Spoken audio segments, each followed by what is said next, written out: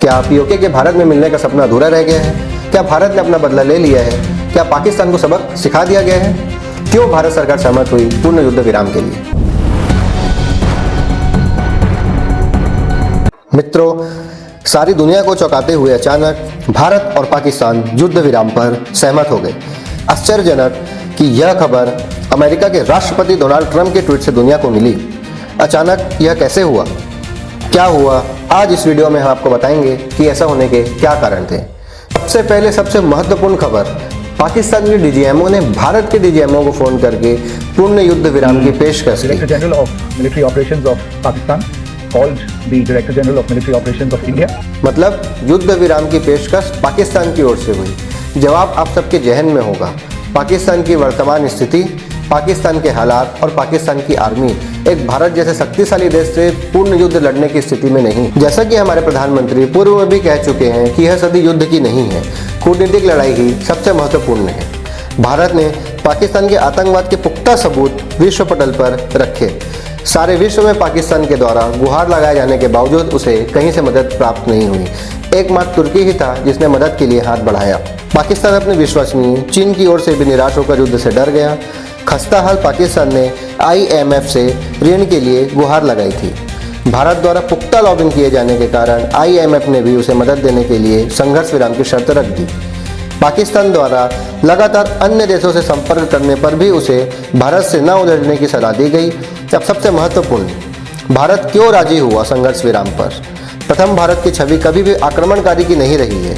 हमने विश्व मंच पर बताया है कि आतंकवाद पर लगाम कसने के लिए आतंकवाद की जन्मस्थली शरणस्थली पर हमने हमला किया था।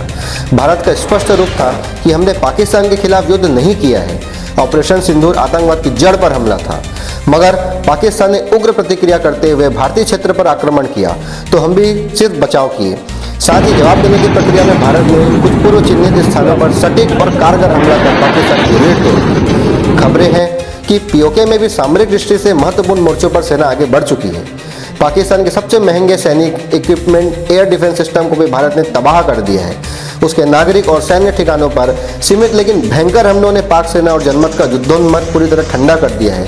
सिंधु जल संधि और शिमला समझौते की बेड़ियां भी तोड़कर फेंक दी है। दोस्तों, संघर्ष विराम 12 मई तक के लिए घोषित किया गया था, लेकिन घोषणा के 2 घंटे के पश्चात ही पाकिस्तान ने सीज फायर का उल्लंघन करते हुए बॉर्डर पर भारी बमबारी की।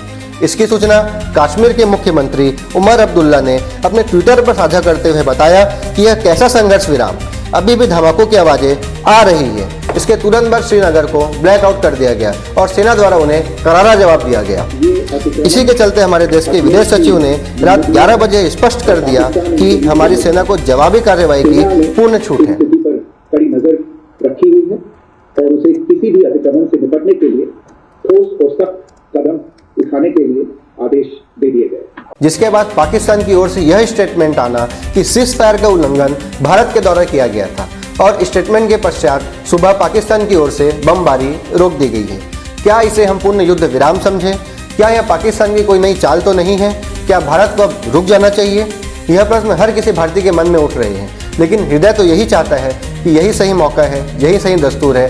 भारत को उचित रणनीति के तहत पीओके को भारत में पुनः शामिल कर लेना चाहिए। आप अपनी राय कमेंट्स में जरूर बताएं। वीडियो अच्छी लगी हो तो लाइक और शेयर जरूर करें।